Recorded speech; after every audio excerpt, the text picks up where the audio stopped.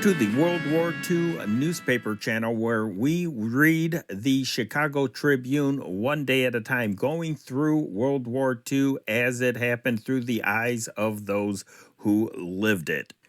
If you enjoy content like this, please subscribe to this channel and click on the bell icon to get notifications when a new upload is going to premiere. And also, if you want to hear the actual newsmakers, go check out my other channel, the companion channel to this one, the World War II Old Time Radio channel. There we have vintage broadcasts, including newscasts, speeches, old movies, and music. And subscribe to that channel and click on the bell icon. Now for the newspaper. News as read from the Chicago Tribune for Monday, January 27th, 1941. Henry Chop reporting. The weather today. The sun rose at 7:08 a.m. It set at 4:58 p.m. For Chicago and vicinity, partly cloudy to cloudy and slightly colder on Monday. Tuesday, partly cloudy, little change in temperature, gentle to moderate north to northwest winds, becoming variable by Monday night. The low temperature, 25 degrees. The high temperature, 30. Today's headline, Ask U.S. Call for War Aims. Washington, D.C., January 26th.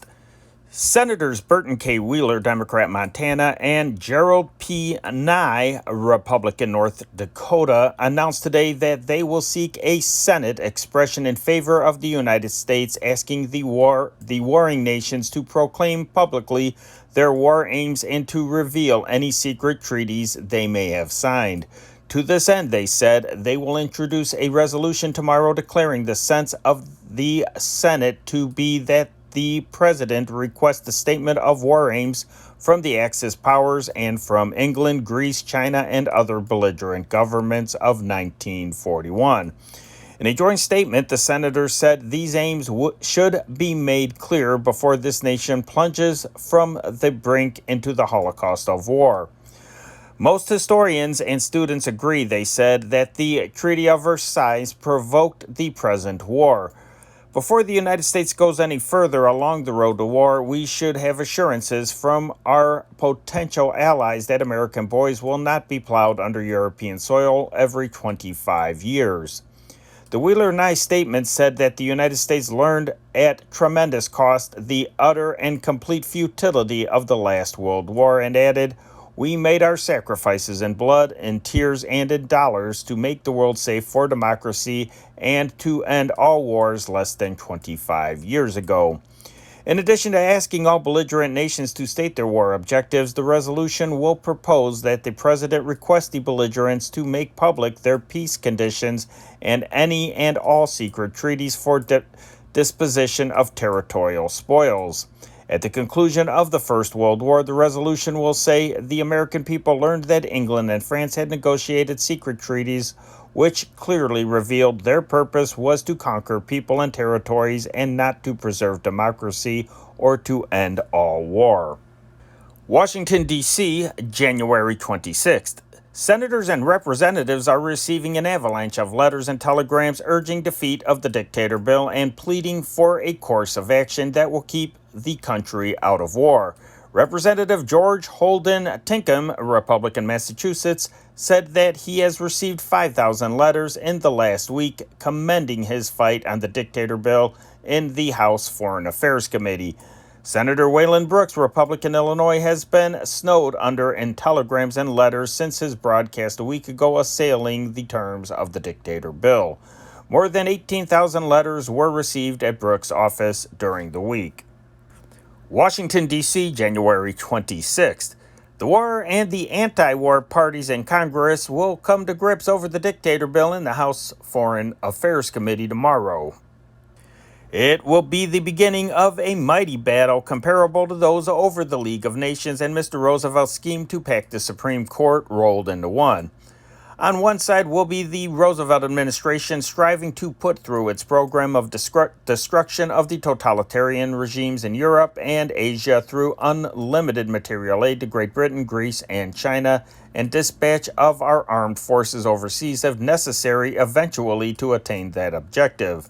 On the other side will be the anti-war interventionists who, while favoring aid to Great Britain within the limits of domestic and international law, will seek to take the dictatorship out of the dictator bill and attach amendments prohibiting acts that might involve us in the war with men, money, and ships.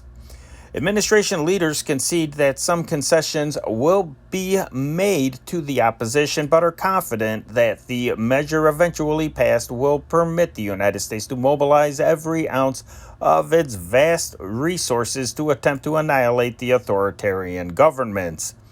The administration will resist amendments which would interfere with full freedom of the government to throw into the scales of our Navy, our Air Forces, and even an army of several million men as a last resort to overcome the European and Asiatic aggressors. The general expectation in administration circles is that it is only a question of time before the United States will be a full-fledged belligerent. The preparedness measures being carried out by the War and Navy departments are based upon that assumption. Precautions already have been taken to safeguard the secrecy of the movements of our warships and other armed forces when they shall be dispatched to strategic points. The President has said that our armed forces are not to be sent abroad, that Britain needs not men but material, but he also has said that life will be intolerable to us if Hitler is allowed to remain in control of Europe, the implication of which assertion is that it may be necessary for us to go to Europe to conquer him. And now for world news. Cairo, Egypt, January 26th. British soldiers pushing deeper into Italian Eritrea are within 10 miles of the rail center of Agordat, while far to the north, British forces are fighting the Italians at Derna, Libya, it was reported tonight. Military sources here said the British captured 100 prisoners in the latest threat toward Agordat, making 700 prisoners reported taken in the 10-day campaign, which has seen the Italians fall back more than 100 miles. As one of the chief cities of Italy's oldest colony, Agordat's fall would have considerable effect on the natives of Eritrea and Ethiopia, who are growing bolder every mile the British advance. Military sources have declared there were no obstacles to taking the town as the Italians still were retreating. The British High Command officially reported its forces have captured and pushed beyond Bissia, 20 miles west of Agordat. Reports from Kenya Colony said the South African forces were taking the offensive against Italian Somaliland in addition to driving the Italians out of the northern part of the province and thrusting into Ethiopia. Reports here said the Somaliland frontier had been crossed at a number of points, chiefly around Al Wak, a border town which the Italians fled after a smashing British land and air raid a few weeks ago. In Libya, the communique said British vanguards have made contact with Italian forces at the port of Derna, 175 miles inside the frontier from Egypt and 95 miles west of Tobruk. British armored cars first reached Derna 2 days ago. Infantry and guns were said since to have arrived from Tobruk and to be supporting the action. The RAF is cooperating in these widespread African campaigns. It has supported the British troops in advancing in the Bissia area of Eritrea and in Libya raided Italian airfields at Merowa, Bars, and Diyarbakir. Rome, January 26th. The Italian High Command in a special war bulletin today acknowledged that British soldiers were steadily hammering the Italians west of Tobruk, latest Libyan city to fall to the British. Italian planes are cooperating effectively with soldiers in the Libyan fighting, the communique added, bombing and machine gunning enemy troops and mechanized units. It said 4 British planes were shot down in flames during an aerial engagement yesterday over Libya and 4 others were shot down in East Africa. A mention of Bizerte, French naval base in Tunisia, by Mario Apelius, commentator on Premier Mussolini's newspaper Il Popolo d'Italia, in a restatement of the Italian war aims, caused foreign observers to speculate whether the Axis chiefs had decided to press France to relinquish that important port. Apellius asserted England must be driven from the Suez Canal, Gibraltar, Aden, Malta, and Italy must occupy Bizerte. The Italians today backed up Nazi reports yesterday that 3 British warships were hit by heavy bombs in a German raid on the British Mediterranean fleet west of Crete. The communique said that 1 battleship and 2 cruisers were hit, whereas the Italians yesterday reported only 1 cruiser struck by bombs. The Germans said 2 battleships and a cruiser were hit. Athens, Greece, January 26th. Greek troops today delivered a smashing blow to the new Italian strategy of attack, not retreat, by crushing a furious fascist drive north of Klissura. Heavy artillery fire and then bayonet combat drove the Italians back, it was said, after which the Greeks resumed the initiative, occupied new positions, and took at least 100 prisoners and substantial war supplies. The Italian drive, launched in part by troops just arrived from Italy by plane, was beaten back in an hour, dispatches from the front said.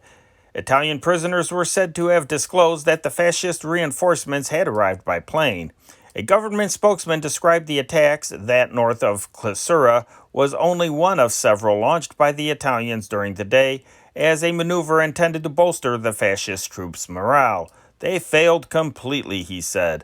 Dispatches from the Yugoslavia-Albanian border said the Italians had attacked on both the central and northern fronts. Italian air attacks on Greek communications between Gorica, Albania, and Florina, Greece, were reported. The change in Italian strategy from the waiting game with slow retreat to the counteroffensive is attributed here to General Ugo Cavallero, Italian Chief of Staff, who replaced General Ubaldo Soddu as commander in Albania on January 13th. Coincident with General Cavallero's appointment, there were greater activity by the Italian Air Force. The Greeks, however, say their own airmen have countered this Italian move. Italian planes in today's action were said to have dropped many of their bombs behind their own lines when Greek fighter planes attacked. The British, continuing their assistance to the Greeks, announced a low-level bombardment of Bolsa in the vicinity of Elbasan, in which direct hits were reported scored. Italian land forces at the front are badly disorganized and much of their personnel is scattered, it was said. Of 5 prisoners taken recently in one sector held by the battered Wolves of Tuscany division, only 1 actually came from that division. The others belong to units that should have been fighting miles away. Italian casualties in the war thus far have been estimated here at about 6,000 killed and 25,000 or 30,000 wounded. Rome, January 26th. Italian planes successfully attacked the British and Greeks in Albania, the High Command reported today. The Italians said 1 bombing formation raided military objectives in Salonika, hitting port works, gasoline depots, supply warehouses, and the railway station. Vast fires have been started. Brief mention was made of a sea action, the communique asserting that Italian naval units bombarded enemy positions on the Greek-Albanian coast. Where the bombardment took place was not disclosed. Bucharest, Romania, January 26th. Peace once again settled over Romania today, and leaders of the insurrection began to pay, some with their lives, the price of a rebellion that failed. Some high-ranking Iron Guard leaders were said to have committed suicide. They were followers of vanquished Premier Horia Sima, whom the dictate had come from victorious Premier Ion Antonescu. You rebels, if you are true Iron Guardists, punish yourselves with true legionary punishment, or otherwise you may be sure that I shall apply mass punishment myself. Sima was reported facing court-martial after being arrested in a sleeping car in flight. Political circles expressed belief that Antonescu would succeed in keeping order and in preventing terrorist groups of the Iron Guard from ever reorganizing again.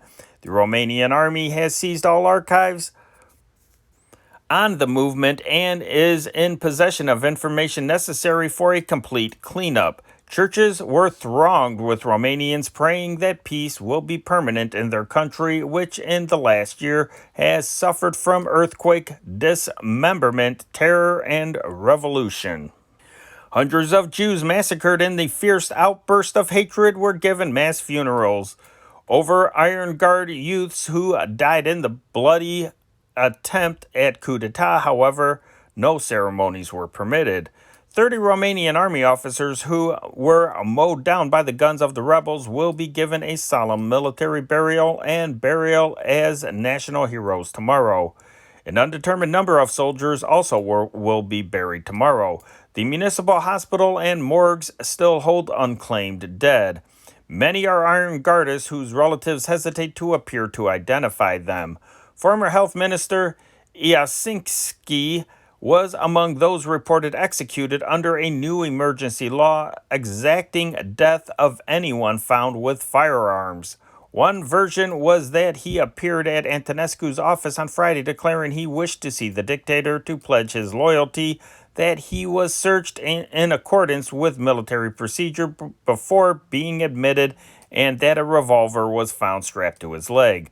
Antonescu, accompanied by German Minister Baron Manfred von Killinger, German General Heinzel, and 2 Romanian generals now heading the Bucharest and State Police, made a tour of hospitals and morgues to observe how seriously victims had been maltreated. They found that even gold teeth had been removed from many bodies. Iron Guard District headquarters and all public buildings were under heavy guard. Budapest, Hungary, January 27th. Count Stefan Sasky, Foreign Minister of Hungary during the past 2 critical years, died early today after an illness of 6 weeks. He was 46 years old and the youngest foreign minister in Hungary's history. He had been ill since mid-December when he was stricken while aboard a train bringing him home from Belgrade, where he had just signed a friendship agreement between the Hungarian and Yugoslav government. Count Sasky was a career diplomat. He entered the service as a legation attaché in 1919. Later, he was minister to Spain and a charge d'affaires for Spain and Portugal. He was chief of the cabinet of Kaloman von Kanya's foreign ministry in 1938, and in this capacity was an observer at the Munich conference. When Premier Bela Imredi presented his revamped cabinet in December 1938, Count Sasky held the portfolio of foreign minister. A bachelor until he was 45, he married 28-year-old Countess Maria Korinsky, descendant of a distinguished Moravian family. Their marriage was only 8 months old when Sasky died. Belgrade, Yugoslavia, January 26th. An Italian bomber with a full load of bombs landed today at the Zagreb airport. Its 5 crew members who were interned said they had lost their way in fog and had exhausted their fuel. New York, January 26th. The 6,869-ton Netherlands steamer Beemsterjik radioed for help after it was left in a sinking condition by an explosion 12 miles off the British coast. The distress signal was sent out at 3:20 a.m. Chicago time, and 15 minutes later, a second message reported the freighter was sinking. Still sinking slowly, said a third message sent at 4:48. At 5:39 a.m., the crew abandoned ship. The vessel, built in 1922, was owned by the Holland America Line and operated out of Rotterdam before the war. London, January 26th. Prime Minister Churchill's recent announcement of political policy, which was interpreted to mean abandonment of election fights not only for the duration of the war but for a reconstruction period of 3 years afterward, aroused critical comment today. Approbation is expressed for the proposal so far as it means no renewal of the old party game of exalting sectional interest above the nation's well-being. However, Peter Howard, political writer for the Minister of Aircraft Lord Beaverbrook's Sunday Express, warned that the scheme will be rejected by the citizens if Churchill's proposal means that party managers have agreed to perpetuate the setup whereby sons of the rich and the nobility are pushed unopposed into safe seats by Tories, while trade union hacks are trotted out by Transport House trade union headquarters to graze away their declining years beside the Thames. Since the war began, 50 members of parliament, 1/12 of the House of Commons, have been elected to parliament without a struggle under the party truce. Howard charged that, with 3 or 4 exceptions, the new members are all the same type of second-rate men who for years have crowded Westminster benches. He described the present House of Commons as stale and stagnant and declared that both the Tory and Labour parties believe they will rule after the war. London, January 26th. An important faction in British politics has put fresh pressure on Prime Minister Churchill for drastic revision of the government, setting up an all-powerful 5-man war cabinet, including David Lloyd George, Britain's World War premier. One member of this faction within the Conservative Party said it was trying to get Churchill to form such a cabinet by Lloyd George, Anthony Eden, Foreign Secretary, Lord Beaverbrook, Minister for Aircraft Production, and Ernest Bevin, Minister of Labor and National Service. The present War Cabinet is composed of 8 members, 5 of them heads of departments. An informant speaking for proponents of the scaled-down cabinet said all 5 ministers should be without portfolio, freed of departmental responsibility and political worry, and concerned only with winning the war. Wendell Willkie, London, January 26th. Wendell Willkie arrived in London today on what he said was a fact-finding trip. I came here to get as much information as I can, the defeated Republican presidential candidate told the Tribune at his hotel apartment tonight. Willkie indicated he was especially interested in discovering the true figures on British war production. He also said he was interested in what the common Briton was thinking about the war, and although there was no air blitz tonight, he declared he hoped to spend one night in some great public shelter. In his apartment, Willkie and John Cowles, editor of the Minneapolis Star-Journal, and others attempted to cope with what from casual observation appeared to be the fan mail, telegrams, and cables of a great movie star at the peak of popularity. Willkie was invited everywhere. Britain was extending him the fullest measure of hospitality. This spirit prevailed even at the moment Willkie was landed at a western British port by a plane from Lisbon, Portugal, earlier in the day. He was officially met, despite his self-proclaimed private citizen status, by Commander C.R. Thompson and Thomas Brand, representing the British government, and Herschel Johnson, American charge d'affaires, General Martin Scanlon, American attaché, and Commander N.R. Hitchcock of the American Naval Staff. Numerous reporters and photographers were on the spot, and before boarding the plane, which brought him to London, Willkie shook hands heartily with Thompson and, holding his light gray hat in his hand, said into a newsreel microphone, "I just had a fine trip over. I feel fine. As a matter of fact, I have never felt better in my life." Then, more formally, he declared, "I am very glad to be in England, for whose cause I have the utmost sympathy and for whom I am attempting to do all I can to unite the United States and to give England all the aid that is possible in its struggle for free men all over the world." Willkie, on the flight from Lisbon to England, was so exuberant that he paced up and down in the plane and gave some amateur assistance to the pilots in charting the craft's course. Then, when nearing England, Willkie again stood up for a better view, but fell down when the plane alighted. He picked himself up unhurt. British newspapers stated that up on Willkie's report to the American people rests the strength or weakness of the opposition to President Roosevelt's War Powers Bill. The Willkie party, in addition to Cowles, included Langdon Thorne, retired New York investment broker, and 3 American newspapermen. Istanbul, Turkey, January 26th. Istanbul, age-old metropolis in the strategic Bosphorus Dardanelles zone of European Turkey, has declared that a mock state of war January 28th to 31st for the most extensive air raid drill the city has ever experienced. These preparations coincided today with newspaper declarations that Turkey not only would defend herself against any direct Axis attack, but also would act at once against any threat elsewhere in the Balkans. In one case, Germany was freely accused of planning a Balkan offensive through Yugoslavia and Bulgaria for an attack on Salonika, Greece, to help relieve Italian forces fighting the Greeks in Albania. In the mock air war, planes for the first time will simulate attacks or on Istanbul, key point of the link between Europe and Asia Minor. Citizens will be forced to take cover when sirens sound, and all traffic, including trains, will be halted. Subterranean chambers of the famous Sultan's Palace, relic of the days when the Ottoman Empire still held sway, will be used as shelters. It was learned today that 2 or 3 Italian planes recently had crashed and burned on Turkish soil, but how they came there or what caused them to crash was not known. The newspaper Yeni Sabah asserted that any new invasion of the Balkans we would consider an action directed at Turkey herself.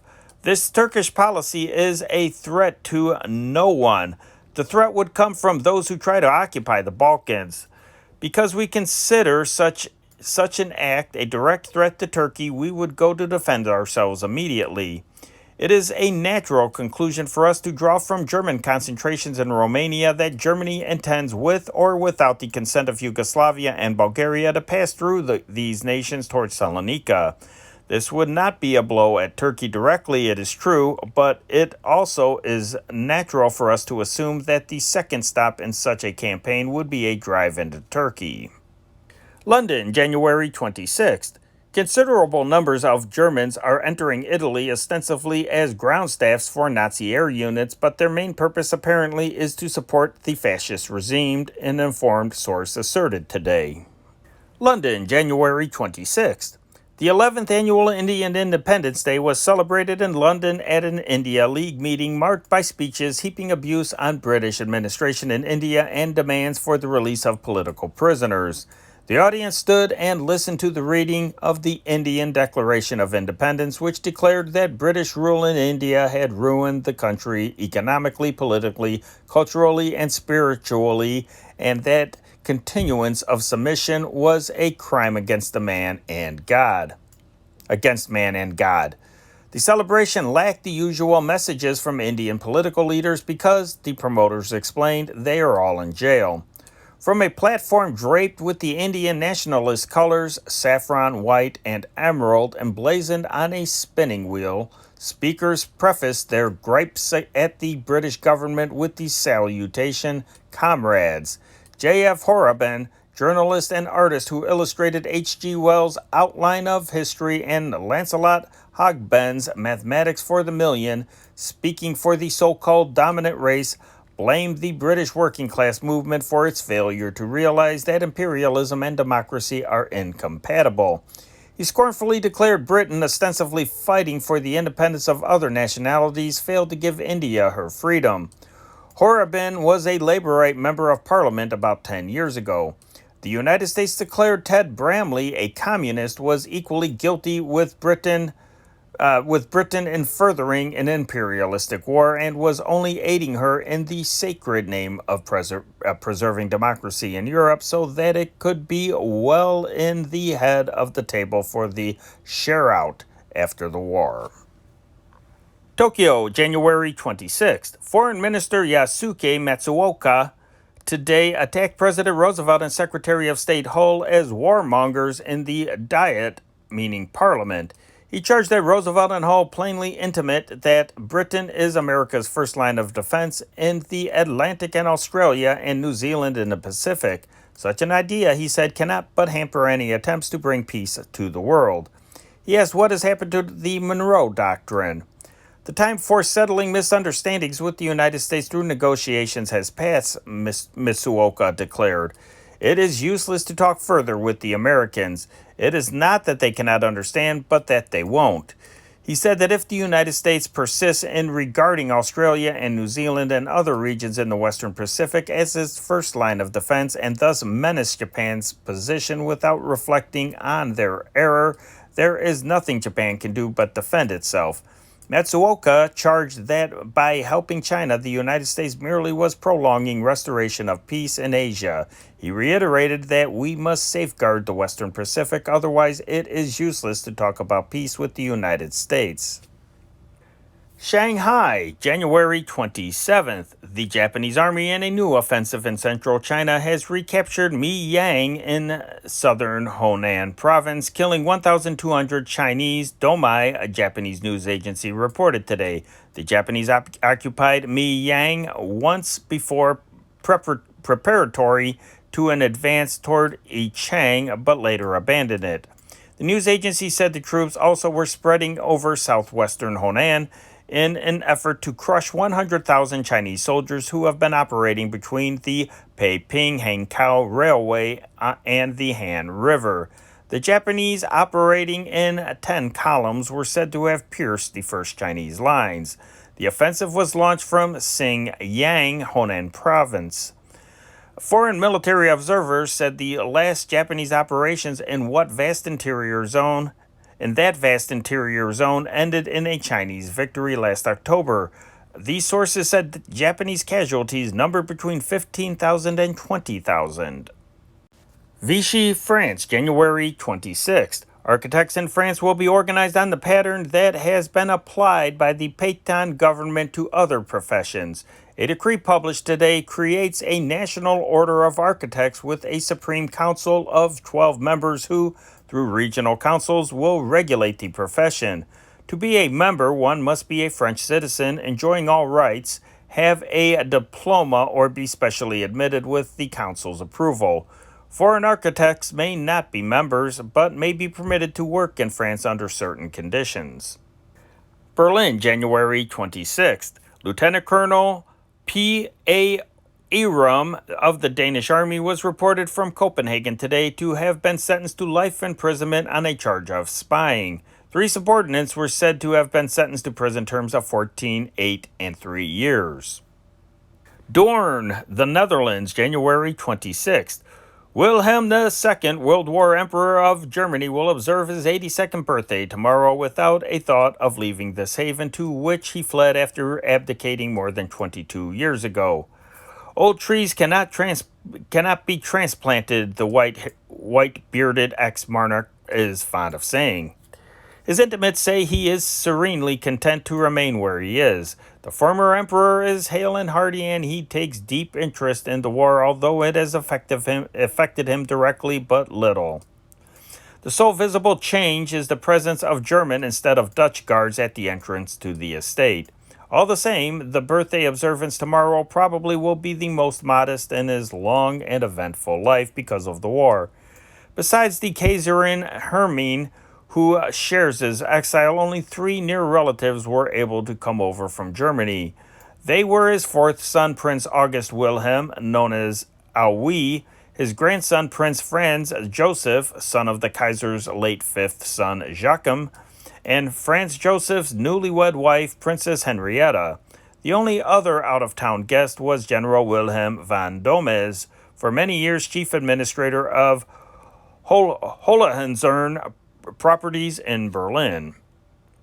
Belgrade, Yugoslavia, January 26th. Italian secret police and agents of the German Gestapo, or secret police, have arrested between 20 and 30 persons, including certain Italian army officers and fascist officials at Milan and Turin, foreign diplomatic sources here said tonight. The secret police were said to have conducted raids late yesterday and last night after 3 Italian officers identified as generals were reported to have been shot and killed by German soldiers at Milan. Belgrade diplomatic sources and correspondence reports from the Yugoslav-Italian frontier spoke of disturbances in Milan, Turin, and other industrial cities and towns as serious and far-reaching. Authoritative Italians at Rome yesterday stated that foreign reports of disorders in Milan, Turin, and smaller northern Italian cities were a ridiculous invention without the slightest basis. Rioting in Milan was reported to have reached its peak yesterday afternoon when German soldiers and Marines were summoned by Italian authorities to help preserve order. Reports said that the Milan Telephone Exchange, the post office and telegraph buildings, and the railroad stations were in the control of German officers, and that sentries were posted about these and other public buildings and factories. Similar reports concerning German patrols about public buildings mentioned Turin and many factories of northern industrial Italy. An unknown number of dead and many wounded were reported at Milan and Turin. A Zagreb newspaper tonight reported that 200 persons had been killed in rioting in northern Italy. The disturbances were said to be general throughout the larger cities and the towns of the Po Valley, and German soldiers were reported using arms against demonstrators and rioters. This information was unconfirmed. Milan was reported somewhat quieter tonight with German patrols on the streets and curfew at an early hour, and the Italian police and the Gestapo in major public buildings. Shanghai, January 27th. Reports reaching Shanghai today said the Japanese-sponsored governor of Guangzhou Province, Hua Guanyu, was shot and killed at Suzhou last week. The entire city was said to have been placed under martial law. The victim was described as the most important puppet official assassinated since the death last year of Fu Xiaoyan, puppet mayor of Shanghai. Montevideo, Uruguay, January 26th. A 10-day conference of delegates from 5 South American republics will open here tomorrow to consider a program for intensifying commercial relations to offset effects of the war in Europe.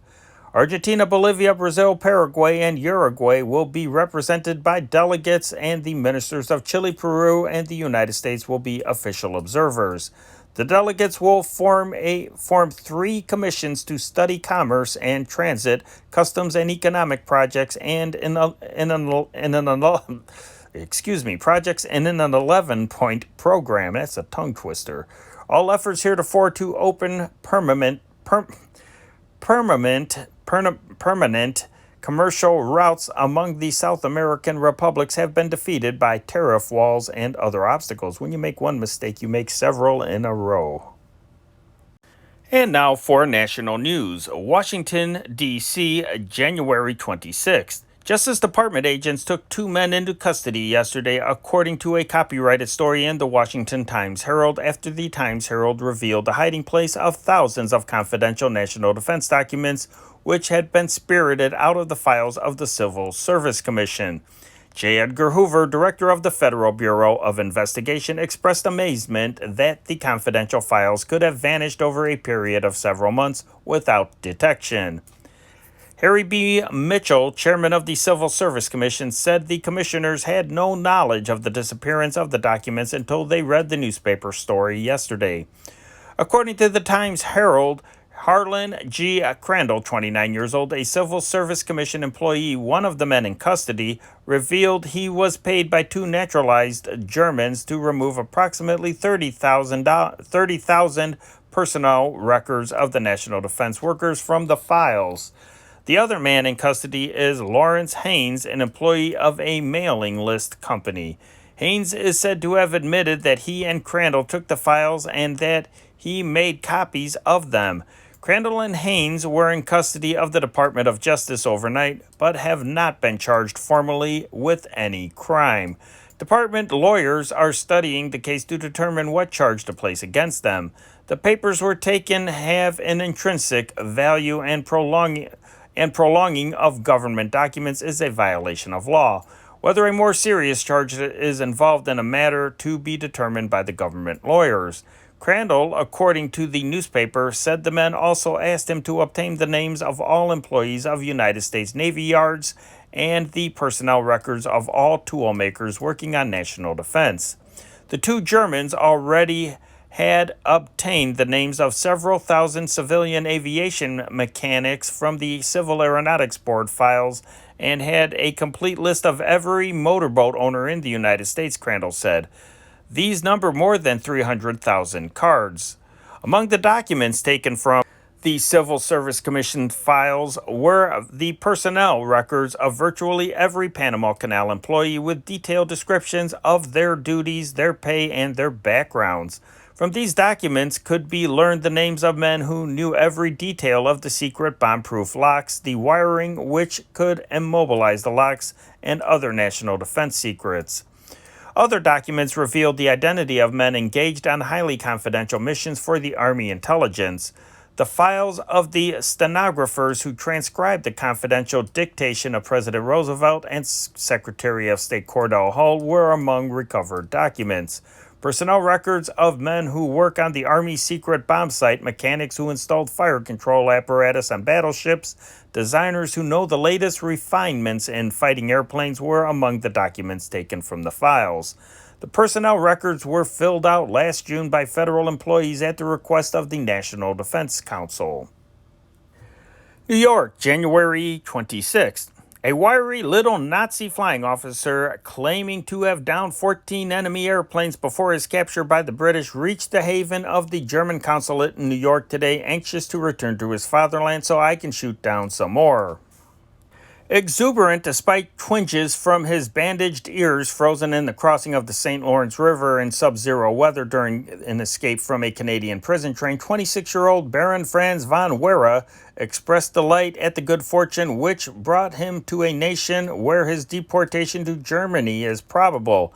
International law rules out his return to Canada by American authorities. He was supremely confident of eventual return to his homeland. I'll find my way back to Germany as well as I found my way out of prison camps 3 times, he said, grinning. Talking easily in English as he rode by train toward his first glimpse of New York City, the young Nazi airman expressed belief that the war would be won by Germany sometime this summer. I am so sure of that as I'm alive, he said, adding, and it's not right for me to stay in this country while my comrades are fighting and dying. That's why I must get back. He avoided all questions concerning military matters and details of his escape, saying he was under strict orders from our representatives in New York. At Grand Central Station, he was hastened away in a cab by an unidentified person, apparently from the German consulate. Later, he was taken to the Astor Hotel in Times Square.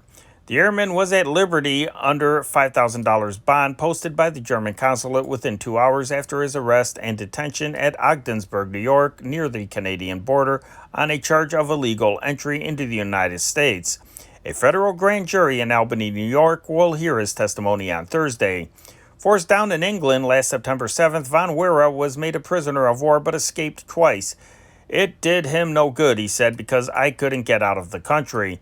Subsequently, he was shipped to Halifax with other prisoners. While en route, he sold all his valuables to British sailors on the prison ship in line with a new plan he had for escape to the United States. You know, he said, without money, nothing can be done in America, so the first thing I did was get as much as I could by selling things. That was as much as he would say about his escape. From others, it was learned that he crossed the St. Lawrence in an open riverboat near Gallup Rapids, a feat which natives thought impossible without help. Von Wehr asserted there was no comparison between this war and the World War. This war is the mistake of the British and French staffs, he said. They have used the same tactics of 1918, but we have prepared for modern war. Oswego, New York, January 26th. 14 Negro soldiers of Harlem's 369th Anti-Aircraft Regiment were burned or injured tonight when fire swept the supply wing of the administration building at Fort Ontario. Exploding ammunition endangered soldiers fighting the fire while an east wind kept the flames away from the new $500,000 65-building cantonment completed at the fort last week. Colonel Chauncey Hooper, commander of the 369th, said that the fire followed a boiler explosion in the wing at 8:30 o'clock tonight. One soldier was said that the blast sounded like the firing of a cannon and that it was followed quickly by a red haze. The building was situated at the rear of a line of officers' quarters. The front of the building is only 50 feet from buildings of the new cantonment. Colonel Hooper said that all supply and payroll records of the regiment and fort were lost. He added that the ammunition exploded in the fire was for rifles and small arms and not for the anti-aircraft batteries fired by the regiment.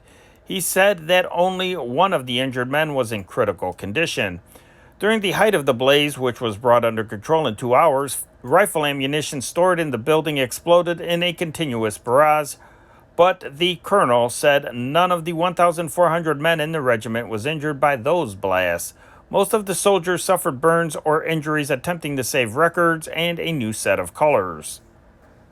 New York, January 26th. Assembling here today are 5,000 leaders of the country's billion-a-year highway industry. They are delegates to the 38th Annual Convention of the American Road Builders Association, opening tomorrow and continuing through Friday. The delegates, federal, state, and local officials, contractors, material, and equipment men are coming here with two thoughts uppermost. They want to learn what part their industry will play this year in the National Defense Program. They want to learn the engineering, financial, and administration methods that have advanced this metropolitan area in the construction of death-proof urban and rural highways. Tomorrow, Hal G. Sowers, State Highway Engineer of Ohio and President of the association, will preside at a forum on roads and motor transportation as they relate to national defense. Norfolk, Virginia, January 26th. Fire today did an estimated $275,000 damage to the Norfolk Naval Operating Base Administration and Communications offices and destroyed a quantity of official documents and records at this center for 10,000 servicemen. The base was cut off from the outside by wire and radio for 5 hours. Origin of the blaze, which started in the radio room, was not determined. Honolulu, Territory of Hawaii, January 26th. A two-motored consolidated flying boat arrived today from California en route for delivery to Australia. The long-range patrol bomber, which unconfirmed reports said probably would be used against German raiders in the South Pacific, was under the command of Captain P. G. Taylor of Australia. Informed sources said today flight was but one of a series which have been made during the last month over the California-Singapore aerial route pioneered by Pan American Airways. The plane was camouflaged with olive drab and slate-colored paint. It was delayed tonight by unfavorable flying weather. Chilkoot Barracks, Alaska, January 26th.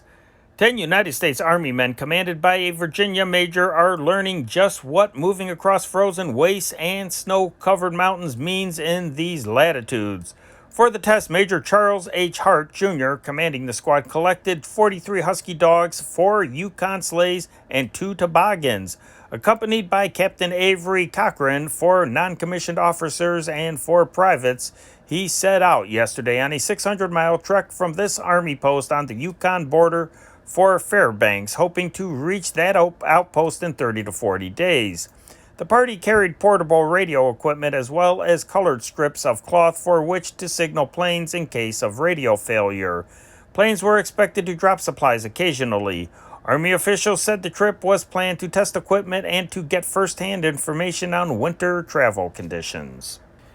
St. John's, Newfoundland, January 26th. The transport Edmund B. Alexander, bearing troops to man the American Defense Base here, was held in Conception Bay over the weekend by a snowstorm that made it impossible for her to enter this narrow-necked harbor. The liner approached St. John's yesterday, but it was considered inadvisable to take her in until the weather cleared. Washington, D.C., January 26th. The Army asked for 16,500 volunteers today for the expanding Air Corps and related branches, stressing that men registered for the draft were eligible. Instructions to recruit this number for 3-year enlistments by March 1st were dispatched to the 9 Corps area commanders in the continental United States. The newest recruiting campaign started a drive almost to double the strength of the Army Air Forces by next July, when it is hoped 10,100 officers, 15,000 flying cadets, and 151,000 enlisted men will be in service. At present, officers number 6,180, and there are 7,000 flying cadets and 83,000 men. Regardless of the rapid expansion, there is to be no reductions in qualifications for ground crews or candidates for training as pilots. Men with at least a high school education still are sought for enlistment. New York, January 26th. Pan American Airways announced today it would make a survey flight within 10 days of an alternate westbound route from Europe over the South Atlantic, which will see Clipper planes operating in the same area as German and Italian airlines. Scheduled flights will begin shortly after the survey. The new route is via Bolama, Portuguese Guiana, Port of Spain, Trinidad, and San Juan, Puerto Rico. It is 7,200 miles long and adds 26 hours to the present 28-hour crossing from Lisbon.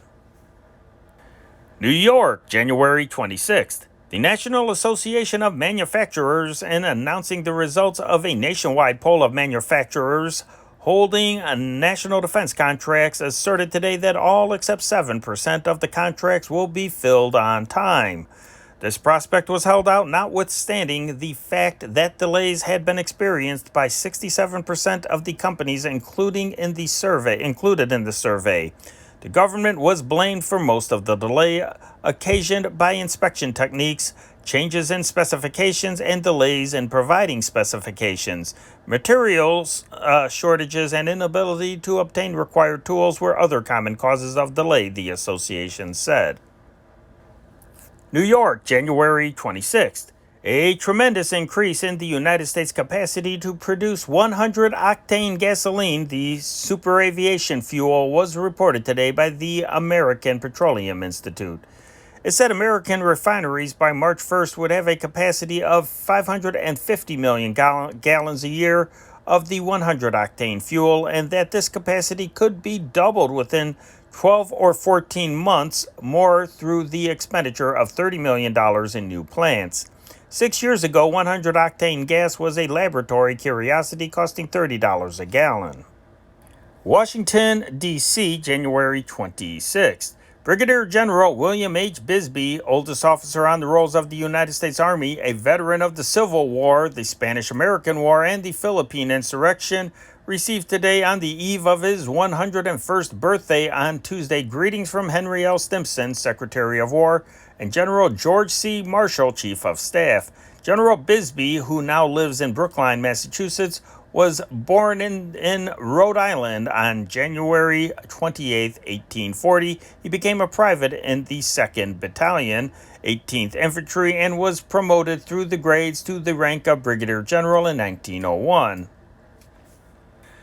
In the Civil War, he served under Generals Thomas Buell, Halleck, Rosecrans, and Sherman, and was wounded at Hoover's Gap, Tennessee. He saw service again in the Spanish-American War and the Philippine Insurrection before he retired in 1902. New York, January 26th. Bruce Barton, who was defeated for the United States Senate in the November election, is being mentioned tonight as a candidate for the House seat left vacant by the sudden death last night of Representative Kenneth F. Simpson, former chairman of the New York County Republican Committee. Barton, representative from the 17th District, resigned to run for the Senate against Senator James M. Meade, a Democrat. Simpson was elected to the seat which Barton gave up. A special election will be called in the spring to fill the vacancy. Simpson helped swing the nomination for Wendell L. Willkie at the Philadelphia Convention. His death was attributed to heart disease aggravated by overwork in the presidential campaign. He was 45 years old.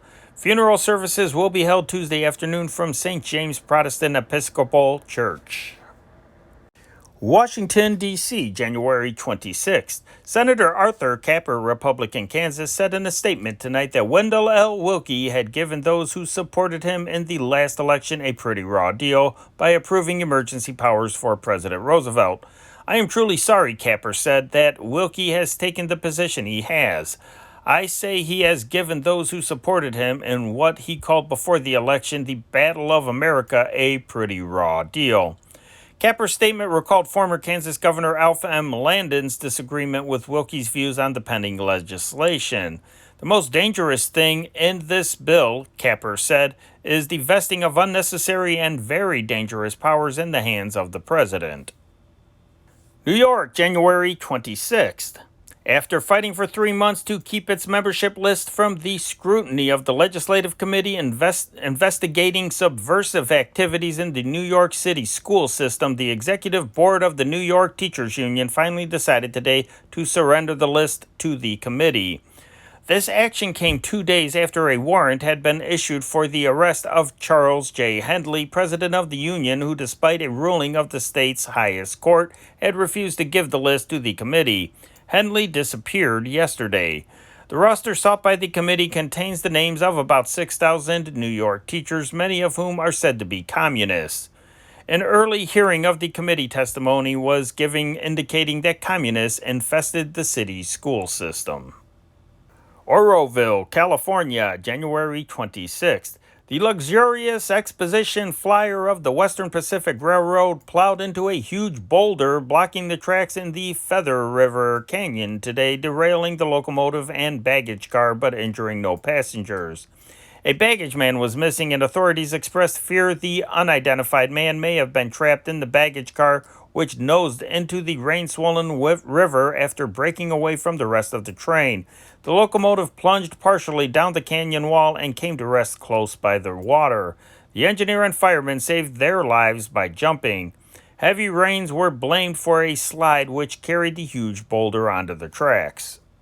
Roanoke, Virginia, January 26th. Jeanette MacDonald, a soprano singing star suffering from a severe cold, was ordered by a physician today to postpone a concert appearance in Asheville, North Carolina Tuesday night and go to Florida for several days' rest. She was able to appear here last night after postponing an engagement Thursday at Pittsburgh, Pennsylvania because of a sore throat. And now for local and regional news. Staff officers of the 33rd Division Illinois National Guard have prepared a full schedule of activities for the next 3 weeks preparatory to induction into federal service on February 24th.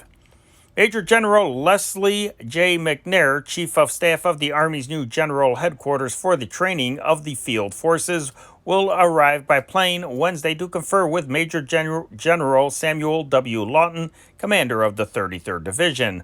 General Lawton plans an inspection late this week on facilities at Camp Forest, Tennessee, where the Guardsmen will be sent for training before he makes his final pre-induction plans. Although induction has been set for February 24th, it is expected the men will not leave for camp until about March 15th. An infantry instructor school will open February 3rd in the 124th Field Artillery Armory, at which 76 infantrymen, one from each of the 76 companies in the division's 4 regiments, will meet daily for instruction in infantry tactics. A similar school is planned for artillery officers, General Lawton said. Paul G. Armstrong, State Director of Selective Service, announced yesterday that Illinois would furnish 5,213 men for Army induction during February. 55%, or approximately 2,857, will be taken from Cook County, 2,445 of them from Chicago. The state quota includes 860 Negroes. Before the February quota becomes effective, local draft boards must bend their efforts toward calling and inducting the remainder of the January quota. Only 2,700 of the 4,739 state quota for January have been inducted into service. During February, all volunteers who so far have not been called will be taken into the Army, Armstrong said. Volunteers in excess of an individual board's quota will be summoned and credited to the quota of another board.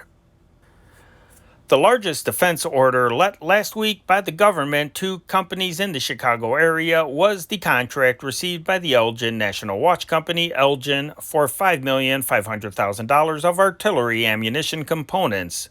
Stuart Warner Corporation Chicago contracted to supply $4 million of machinery and equipment to the War Department for use by producers of Army ordnance items. Resolutions dealing with national defense and war emergency problems were agreed upon yesterday by delegates to the annual meeting of the Associated State Chambers of Commerce as common ground for cooperation by state chambers of commerce throughout the country in support of national legislation. The meeting was held in the Palmer House. The group recommended to the federal government that no new social programs be enacted during the present war emergency. The organization proposed also that the government encourage the buying of preparedness bonds by the public after the fashion similar to the Liberty Loan campaigns of the World War. Letters pouring into the offices of the Chicago chapter of the America First Committee almost unanimously brand President Roosevelt's Aid to Britain bill as a measure which means dictatorship and war, committee leaders said yesterday. An average of 25,000 signatures protesting the bill are being received daily at America First headquarters, Ms. Cornelia Howe, secretary of the Chicago chapter, said. The names are being affixed to positions and sent to the congressman from the district in which each person lives. Leaders said that the letters picked at random show this conviction. If Congress enacts the Lend-Lease bill, it will be voting not only for a United States dictatorship, but for this country's entry into the European War. Washington, D.C., January 26th. A program to promote the interests of Illinois was adopted yesterday at a luncheon given by Republican National Committeeman Werner Schroeder to the Illinois delegation in Congress. Present were Senator Waylon Brooks and all 16 Illinois Republican members of the House. Senator Brooks proposed a coordination of efforts to obtain defense contracts and other administrative action, as well as legislation for the benefit of the state. He suggested periodical meetings at which proposals could be canvassed with a view to united support by the delegation. A motion by Representative Everett Dirksen that such meetings be held every Saturday was adopted. Springfield, Illinois, January 26th. After spending 5 consecutive days behind his State House desk facing an almost unending line of job seekers, Governor Green was freed today by the Sabbath from his repetitive pattern, but continued to work at the mansion in conference with his Highway Police Advisory Committee. This group, which is headed by Brigadier General Thomas S. Hammond of Chicago, lunched with the governor and spent most of the rest of the day with him, but no announcement was made as to whether it had established a policy upon which the selection of the 350-man force will be based. Green has announced that he is convinced that some sort of merit test should decide police selection and tenure of office as well as promotion. It is not likely that a progress report from the committee will be released until later in the week. Meanwhile, Green's personal staff hopes to divert a major portion of the job seekers from the governor's office through establishment of an employment office in a Springfield building several blocks from the Capitol. John T. Dempsey of Chicago, chairman of the Cook County Republican Central Committee and of the Governor's Employment Group, will be in charge. A truckload of furniture for the office has arrived from Chicago. Once the office is in operation, the governor will be able to give much more time to state business. James R. Fleming, United States Attorney of the Northern Indiana District, yesterday entered the investigation of alien voting in Lake County and warned that such voting is a federal offense. The investigation will be started officially today with organization of a committee of 14 members of the Indiana Senate and House whose primary duty is to decide who was the rightful winner of the November 5th race for governor. Henry F. Schricker, Democrats, starting his third week in the office, or Glenn R. Hillis, Kokomo, Republican. The contest involves a margin of only 3,963 votes and is the first such contest in the history of Indiana.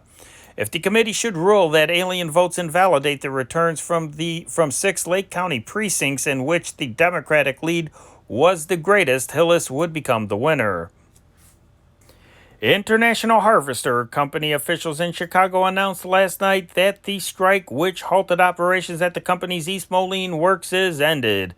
Despite a snowstorm, many of the strikers attended a mass meeting at which they voted 244 to 118 to return to work.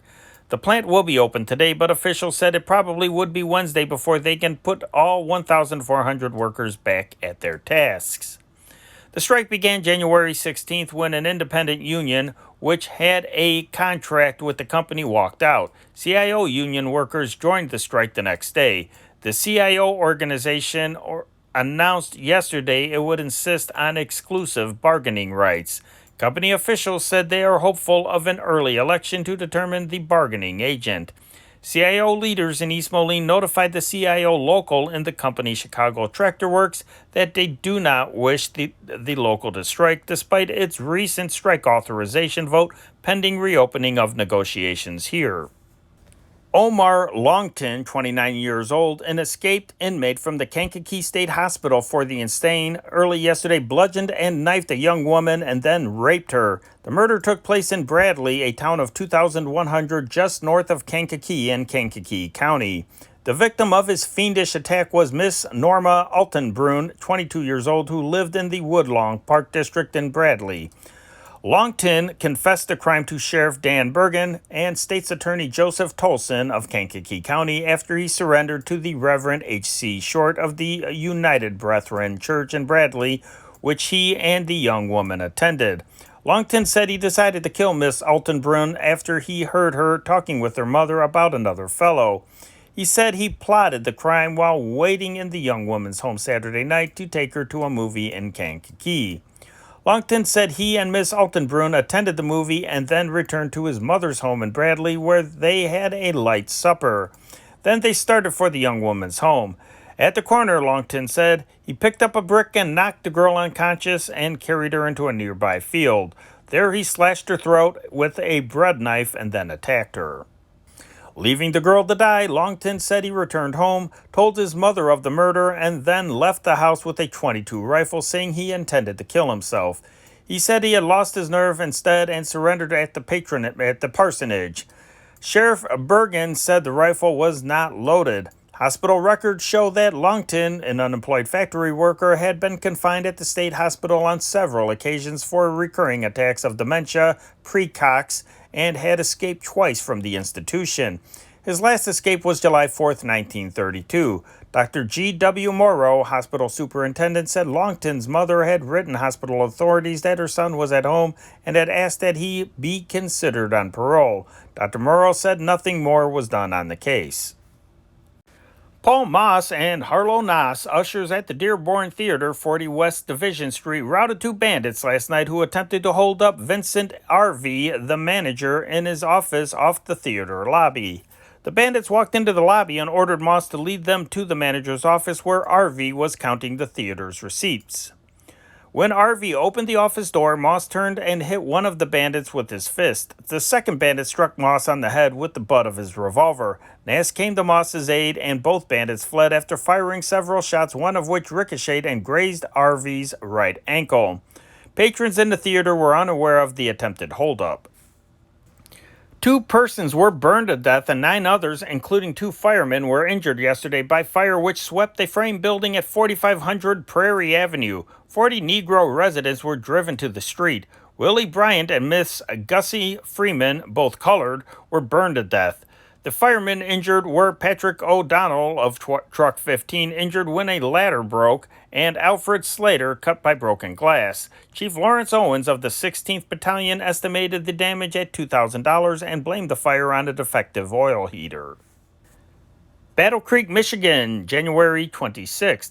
Miss Edmund Jennings, wife of a city fireman, dashed into the ice of Guguak Lake today to rescue her son Stefan, 6 years old, who had fallen through the ice 40 feet offshore. The mother broke through the ice and, as she struggled out of the water, turned to see that her second son, Edmund, 4, had fallen through. She called to Stefan to cling to an ice cake while she carried Edmund to safety. But when she turned back to aid Stefan, she saw him slip under the surface and drowned. Firemen recovered the body. Dalton, Georgia, January 26th. A family of 5 and a woman companion were killed here today when their automobile was struck by a Chicago-Miami passenger train of the Southern Railway. The dead were Yvonne Ledford, 27 years old, Elijah of Elijah, Georgia, his wife 24, and 3 children, ages ranging from 2 to 7, and Miss Annie Tedford, sister of Ivan. Police said the engine of the Southern Railway's Sunbeam struck the automobile broadside. Paul Price, 35 years old, was killed yesterday in an automobile collision in St. Charles. He was employed on the farm of J.K. Rathbun in Bloomingdale Township, DuPage County. 4 persons were injured in the collision. They are Thomas Kellogg, 30, of 30 North Main Street, Glen Ellen, driver of the car in which Price was riding; Norman Major, 24, of 333 East Wesley Street, Wheaton, another passenger; William Fisher, 62, of St. Charles, the other driver; and his wife Opal. Police said Fisher was struck by another car driven by Glenn Swanberg of St. Charles when he alighted after the first crash. Corporal Chester D. Rule, 22 of Chicago, who was stationed with the United States Marines in San Diego, California, was killed yesterday in an automobile accident there, according to word received here. Up to 4 p.m. yesterday, 77 persons had died in Cook County traffic since January 1st. Of these, 58 were killed in Chicago, where 1,574 were injured during the same period. Cairo, Illinois, January 26th. The Illinois Junior Chamber of Commerce adopted a resolution today favoring construction of a lakefront airport at Chicago. It also asked establishment of a 6-man nonpartisan committee to govern the State Department of Conservation. The resolution also recommended placing all department employees under civil service and establishment of a traveling school for game wardens.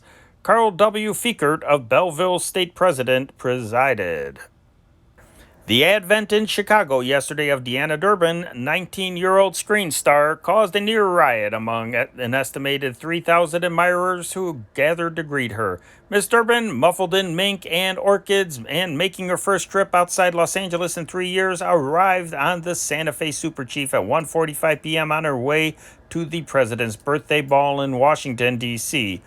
By 1 p.m., however, the Dearborn station was almost swaying from crowds composed principally of adolescent girls. When the train pulls in, they fought, screamed, and trampled each other to get near it. Men from the state's attorney's office, city uniformed police, and railroad police were helpless against this adulation. Finally, Ms. Durbin was escorted out the rear door on the opposite side, but the crowd followed. In the ensuing melee, several children were injured and Miss Durbin lost but recovered her hat. In Dolores Del Rio, who arrived on the Santa Fe Chief a few minutes before Miss Durbin, the crowd found a degree of solace for its later frustration. They managed to corner Miss Del Rio, pressing her back against the train until she bought her way out by signing innumerable autograph books. John Deddick, 64 years old, 2514 South Troy Street, a chauffeur, died in county hospital yesterday of an infection incurred when he extracted a tooth with a pair of pliers 2 weeks ago. Michael Cipriani, 19 years old, a former WGN studio usher, left for New York yesterday on what he hopes is the golden road to film fame. A few months ago, Clarence M. Shapiro, a Midwest talent scout for Metro-Goldwyn Mayer, saw a picture of Cipriani in a commercial photographer's studio. Cipriani's family, who live at 2840 Roosevelt Road, were on relief, and from this point on, the sequence of events could be paralleled only to a Horatio Alger novel. He was given an audition and passed it successfully. He took sound tests, which were successful. He was given a guardian. He was given a contract. The final step in New York this week will be final screen tests. Chicago was covered last night by 6.9 inches of snow, the heaviest snowfall in almost 2 years. But forecaster R.E. Gumpf said all may be happy about it. The snowstorm prevented a cold wave that has been threatening Chicago for days. Don't be too happy, though. He said there would probably be more snow tomorrow or Wednesday. The heaviest previous snowfall of the winter was November 26th, when there was 5.7 inches. And in sports, Philadelphia, Pennsylvania, January 26th. Manager Jimmy Dykes of the Chicago White Sox predicted tonight that the Cleveland Indians will win the 1941 American League baseball pennant. The number 2 team will be the New York Yankees, said Dykes as he left for Chicago, where he will stop a day or two before continuing on to Pasadena, California. And as for Detroit's defending champions, the Tigers will do good to stay in third place back of the Yankees, Dykes declared, especially if they lose Hank Greenberg by June. By the way, that's referring to Greenberg possibly being drafted into the military. Dykes picked Boston for 4th place, his own White Sox for 5th, followed by St. Louis, Washington, and Philadelphia. You may now set aside the 7 evenings on which you will attend 1941 night games in Comiskey Park. The American League schedule released today reveals the dates for the 7 home lamp-lit games to be played by the White Sox, along with all other dates for the 77 home games. Here are the night games. June 4th with Philadelphia, June 12th with New York, July 2nd with Detroit, July 10th with Washington, July 17th with Boston, August 15th with Cleveland, September 5th with St. Louis. The Sox also will play 4 night games away from home in Cleveland on June 27th, in Philadelphia on July 30th, in St. Louis on August 5th, and in Washington on September 9th. Washington in 1941 will have night baseball for the first time. Memorial Day is the only holiday on which the Sox will play at home, but there will be games on 11 Saturdays and 12 Sundays. Jimmy Dykes and his boys will return from their road exhibition tour with the Cubs on April 11th, and they will play in Wrigley Field that day. They will be in Comiskey Park on April 12th and move back to Wrigley Field the next day. Then they take off for Cleveland, where they open the season on April 15th. They expect to face Bob Feller on April 15th and hope to do better than they did against him in the season opener in Comiskey Park last spring. On that occasion, you'll remember, they made no hits and lost 1-0. The Chicago American League opening will be on Friday, April 18th, with the St. Louis Browns the attraction.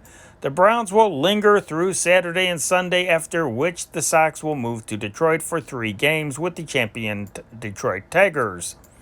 The first invasion of Chicago by Eastern clubs will begin on April 29th with the Washington Senators. The Yankees will be here May 2nd and 3rd, and the Athletics May 4th, 5th, and 6th. The Boston Red Sox will be here May 7th and 8th. The Chicagoans will be in Detroit on July 4th and in Cleveland on Labor Day. Well, it is almost a certainty that Indiana University's basketball men will resume their championship march tonight at Michigan after a 2 weeks vacation. Even the most loyal Hoosier fans are becoming apprehensive over the surging drive of Wisconsin's Badgers. Saturday night in the Badger Fieldhouse, after a stern battle in the first half, Wisconsin roared to a smashing 46-31 victory over Ohio State, previously undefeated in Western Conference competition.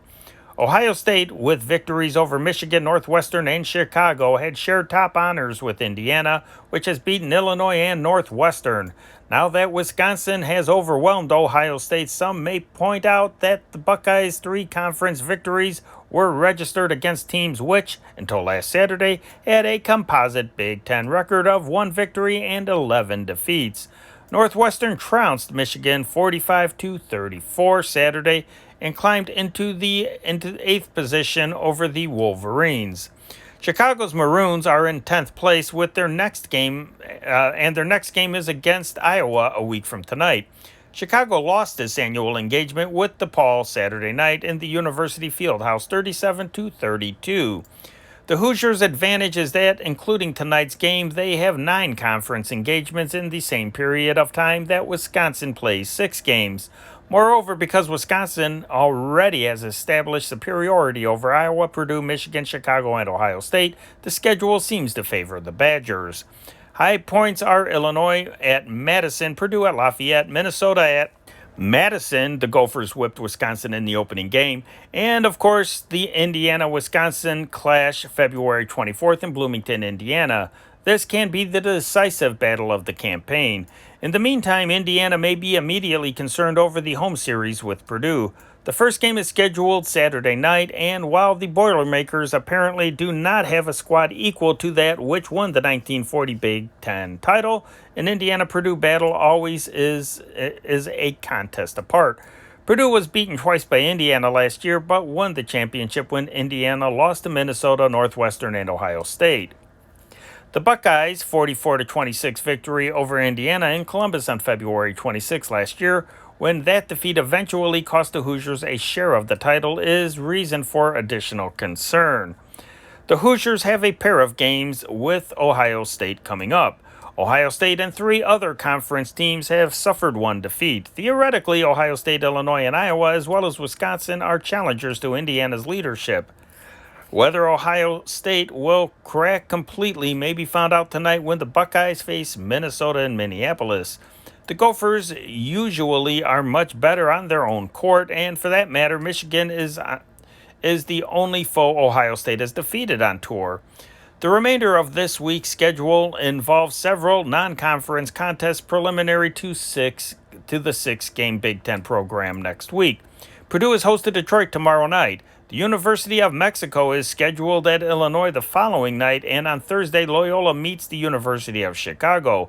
Millikan at Iowa and Ohio State at Butler on Saturday conclude this list. The Chicago Bruins won their second straight National Basketball League victory yesterday afternoon when they defeated the Hammond Caesars 43-33 in Hammond. The Bruins play Sheboygan in the 132nd Regiment Armory Wednesday night. The Blackhawks last night delighted 16,608 hockey addicts in Chicago Stadium by reasserting their startling supremacy over the world champion New York Rangers 4-1. The Hawks have whipped the champs 4 times and tied them once in 5 games this season.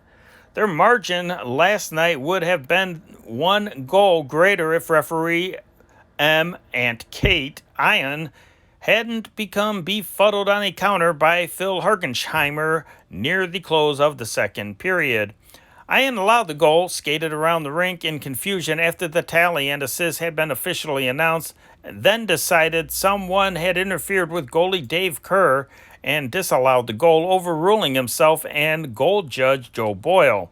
Chicago tally accomplishers were Coley Dahlstrom and Bill Toms in the first period, and George Allen and Hergensheimer in the third period. Bill Carson, Doug Bentley each reaped 2 assist points, and Allen, Pep Kelly, and Bob Carson and Johnny Chad 1 each. The Hawks now have won 12 games, lost 11, and tied 6, and last night increased their hold on 4th place. Both Blackhawk goals in the first period were on well-planned and executed maneuvers. Dahlstrom scored in 2:33 of the opening session after a trip down the middle of the rink. Bentley gained possession of the rubber in his own defense zone, and Dahlstrom took over on neutral ice. Coley won across the middle of the New York blue line and headed straight for the cage. When the defensemen spread out to protect against Hergensheimer, who had rushed into the mouth of the cage, Dahlstrom shot between them to hit goalie Kerr's boots. He then plunged through to take the rebound and sock it home for the game's first counter. The second Chicago score was one of those simple but perfect maneuvers everybody could follow in detail. Bob Carson, getting possession of the puck in his own defense zone, caromed it off a New York stick across his own blue line. Chad picked it up feet from the Chicago blue line, skated across neutral ice, and as he crossed the New York blue line, passed to his left across the rink to Toms, who was under a full head of steam.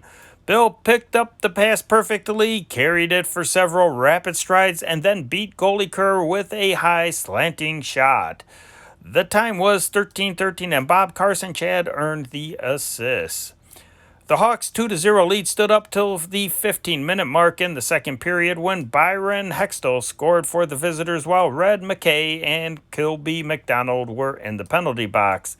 The play was moving back and forth, and when Pep Kelly missed a pass from Doug Bentley on what seemed an excellent scoring opportunity, Babe Pratt picked up the disc and carried it down the rink for a pass to Hextall, who tallied on a carom off the goal post.